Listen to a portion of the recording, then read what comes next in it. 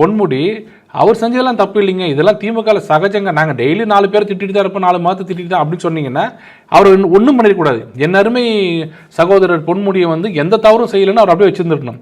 இல்லை தவறு பண்ணியிருந்தாருன்னா மந்திரி பதவி விட்டு எடுக்கணும். என்ன பண்ணுறாரு பாருங்க, மந்திரி பதவி விட்டு எடுக்காமல் துணை பொதுச்செயலாளர் விட்டு எடுக்கிறது. அப்போது ஆஃப் தான், பாதி தண்டனை பாதி கிடையாது.